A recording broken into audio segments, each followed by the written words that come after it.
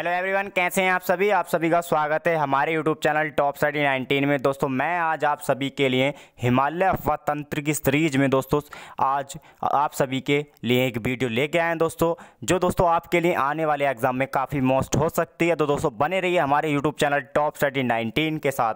दोस्तों हिमालय में दोस्तों मुख्यतः 3 नदियाँ इंपॉर्टेंट होती हैं दोस्तों हिमालय अफवाह तंत्र में। दोस्तों सिंधु नदी, गंगा नदी और दोस्तों ब्रह्मपुत्र नदी।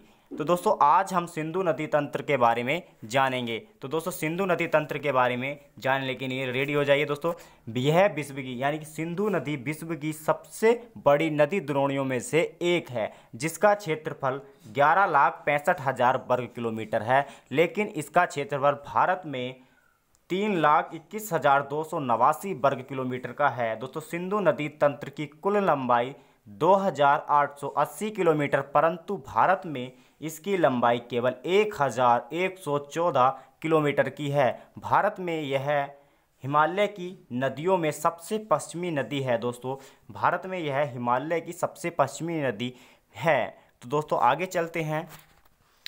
इसी सीरीज में आगे आता है दोस्तों इसका उद्गम तिब्बत के कैलाश पर्वत और दोस्तों जो ग्लेशियर होता है वो चेमा युंगडुंग ग्लेशियर होता है। और दोस्तों बूखरचू यानी कि कहाँ स्थित होता है दोस्तों, वो बूखरचू नामक स्थान पर स्थित होता है। और दोस्तों के निकट यह हिमनद से होता है। इसका जो हिमनद है दोस्तों उसकी ऊंचाई 4,164 मीटर ऊंचाई पर स्थित है। दोस्तों तिब्बत में इस नदी को सिंगी खम्बान के अथवा शेरमुख के नाम से जाना जाता है।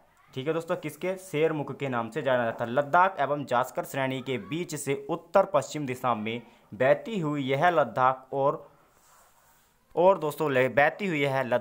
और बल्टिस्तान से गुजरती है।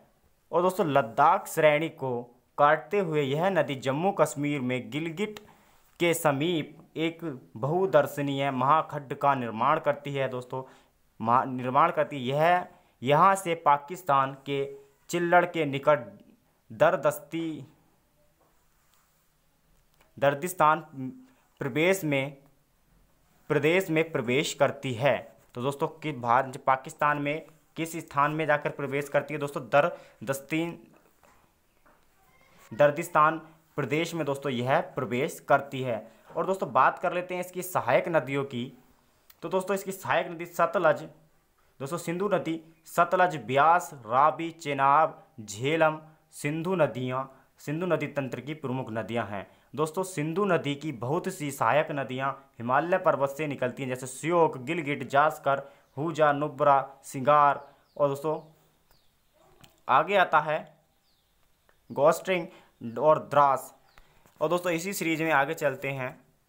अतः यह नदी अटक यानी कि अटक के निकट पहाड़ियों से बाहर निकलती है, जहां दाहिने तट पर काबुल नदी इसमें मिल जाती है।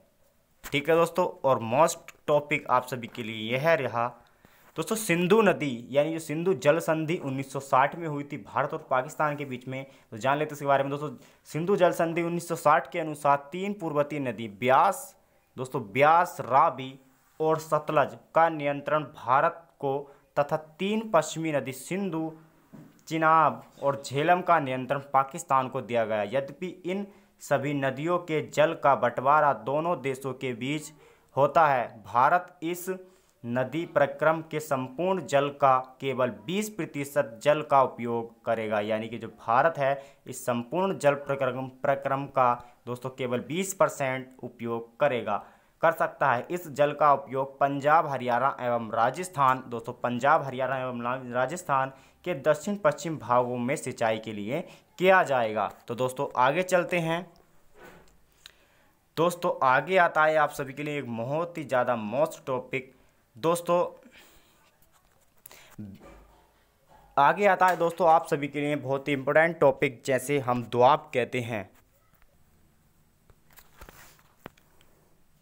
चलिए दोस्तों आगे आता है दोआब। तो दोस्तों दोआब जो होता है, 2 नदियों के जो दोस्तों बीच की मुख्य जो दोस्तों उपजाऊ भूमि होती है उसको हम दोआब के नाम से जाना जाता है। यानी कि जब दो नदियाँ में बाढ़ आ जाती है, यानी कोई भी 2 नदियों उनमें जब बाढ़ आ जाती है तो दोस्तों उसमें बहकर आए कुल जो कूड़ा करकट होता है दोस्तों, जो उन नदियों में बहकर कूड़ा करकट आ जाता है दोस्तों, उससे जो उपजाऊ भूमि का निर्माण होता है दोस्तों, उसको दोआब के नाम से जाना जाता है। तो दोस्तों हमारे पंचनद निर्मित द्वारा जो निर्मित दोस्तों दोआब है, जो पंच नदियाँ हैं दोस्तों, उनके द्वारा निर्मित जो दोआब है उसके बारे में जान लेते हैं।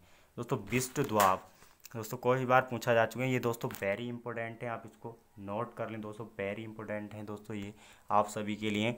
दोस्तों पूछा जाता है विष्ट दोआब ब्यास एवं सतलज नदी के बीच में है दोस्तों, बारी दोआब ब्यास एवं रावी नदी के बीच में है, और रचना दोआब रावी एवं चेनाब नदी के बीच में है।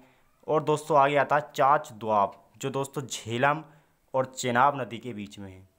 सिंध सागर दोआब दोस्तों, सिंध सागर दोआब दोस्तों, जो हमारा सिंध सागर दोआब है वो झेलम और सिंधु नदी के बीच में है। अगर दोस्तों आप सभी को हमारी वीडियो पसंद आए दोस्तों, वीडियो को लाइक करें, चैनल को सब्सक्राइब कर लें, और दोस्तों साथ में बेल आइकन को जरूर प्रेस कर लें। और दोस्तों इसकी जो डीपली मतलब जो मैपिंग के थ्रू वीडियो होगी दोस्तों, वो आपको कुछ ही समय के बाद में वह वीडियो प्रोवाइड करा दी जाएगी। चलिए दोस्तों मिलते हैं नेक्स्ट वीडियो में।